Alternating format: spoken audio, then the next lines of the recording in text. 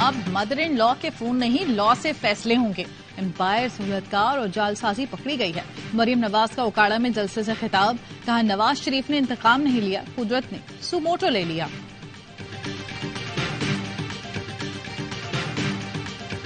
नून league सियासत नहीं, मुखालिफिन को पिच से आउट रखना चाहती है। पीटीआई के बाद अब पीपी उम्मीदवारों को निशाना बनाया जा रहा है।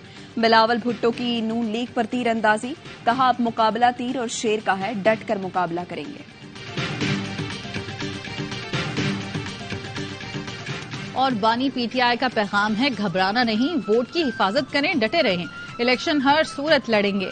Chairman PTI barrister Gauhar Khan कहते हैं, बल्ले का निशान न देने से जमहूरियत को नुकसान पहुंचा। 8 फरवरी के इलेक्शन मुलतवी नहीं हो सकते। इलेक्शन कमीशन ने खत लिखकर सेनेट करारदाद पर आम इंतखाबात मुलतवी करने से माजरत कर ली। लिखा, इलेक्शन कमीशन की तैयारियां मुकम्मल हैं। माजी में भी आम इंतखाबात और बल्दियाती इंतखाबात मौसम सरमा में होते रहे। इलेक्शन कमीशन 8 फरवरी को इंतखाबात के लिए सुप्रीम कोर्ट में भी यकीन दहानी करा चुका है। अमन अमान की सूरत हाल को यकीनी बनाने के लिए निगरां हुकूमतों को हिदायत जारी की है। इस मरहले पर इलेक्शन कमीशन के लिए आम इंतखाबात मुलतवी करना मुनासिब नहीं होगा।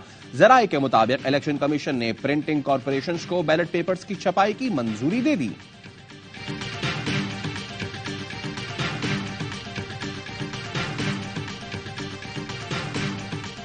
जमाते इस्लामी हर सियासी कुव्वत के लिए यकसा लेवल प्लेइंग फील्ड की ख्वाहिशमंद है। सुप्रीम कोर्ट ने पीटीआई इंट्रा पार्टी इलेक्शन का बारीक बीनी से जायजा लिया। फैसले से लाखों वोटर्स अपनी पसंद की जमात के लिए वोट इस्तेमाल करने के हक से महरूम हुए। हाफिज नईमुर रहमान का इलेक्शन कमीशन को खत, नून लीग पीपी के इंट्रा पार्टी इलेक्शन के जायजे का मुतालबा। खत में मौकफ इख्तियार किया कि नून लीग पीपी में भी इंट्रा पार्टी इंतखाबात उसकी रुख के मुताबिक नहीं होते।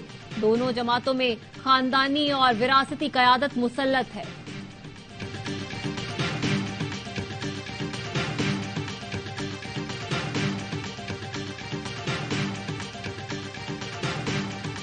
पीटीआई रहनुमा बाबर अवान कहते हैं, इलेक्शन कमीशन ने तौहीन आमेज इंतखाबी निशानात जारी किए जो आइन के आर्टिकल 14 की खिलाफ वर्जी है। पीटीआई के शहरियार आफरीदी ने बोतल का इंतखाबी निशान मिलने पर पेशावर हाई कोर्ट से रुजू कर लिया।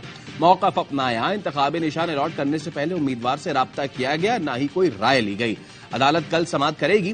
पीटीआई के साबिक एमपी आसिफ खान की दरखास्त भी कल समाअत के लिए मुकर्रर।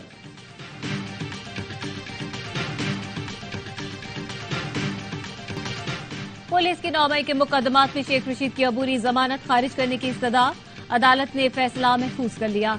शेख रशीद कहते हैं, रावलपिंडी के अवाम को एहसास है, एक शख्स ने चिल्ला भी काटा, कुर्बानी भी दी, सब कुछ सहा, मगर किसी के खिलाफ प्रेस कॉन्फ्रेंस नहीं की। गिरफ्तार किया गया तो मैं और मेरा भतीजा जेल से इंतखाब लड़ेंगे। जेलों में तामीराती मंसूबों में खुद वोट का केस। एहतसाब अदालत ने फवाद चौधरी के जिस्मानी रिमांड में 3 दिन की तौसीह कर दी। वकील सफाई ने कहा, नायब ने 26 दिन जिस्मानी रिमांड दिया, लेकिन इंक्वायरी अब तक मुकम्मल नहीं कर पाई। फवाद चौधरी के नाम कोई जमीन ट्रांसफर नहीं हुई, कोई सबूत नहीं है।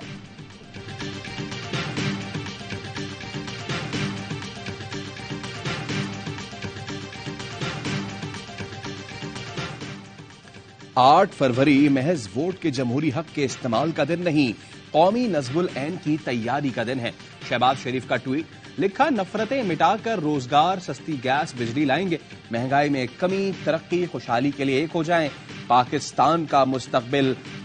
पीपल्स पार्टी ने 15 साल सिंध को लूटा, मजीद कितने साल लूटेंगे? पीपल्स पार्टी धांधली के बगैर इलेक्शन नहीं जीत सकती। जीडीए रहनुमा सायरा बानो कहती हैं, एडजस्टमेंट के बावजूद नवाज शरीफ के लिए मेरे ख्यालात वही हैं। सिंध विफाक में हमारे इतने उम्मीदवार नहीं कि अकेले हुकूमत बनाए। पीटीआई से निशान लेना अच्छा नहीं, ये किसी के साथ भी हो सकता है। निगरां वजीर आजम अनवारुल हक काकड़ स्विट्जरलैंड में वर्ल्ड इकोनॉमिक फोरम के सालाना इजलास में शिरकत करेंगे। इजलास आज से 19 जनवरी तक जारी रहेगा। अनवारुल हक काकड़ वर्ल्ड इकोनॉमिक फोरम से ट्रेड टेक $1 ट्रिलियन प्रॉमिस के मौजूबे पर खिताब भी करेंगे। आलमी बरादरी की मुजरिमाना खामोशी, फलस्तीनियों का कत्लेआम न रुक सका। इसराइल ने 24 घंटों में मजीद 135 फलस्तीनियों को शहीद कर दिया, 300 से ज्यादा जख्मी हो गए। 7 अक्टूबर के बाद इसराइली दहशतगर्दी में 24,000 से ज्यादा फलस्तीनी शहीद हो चुके हैं।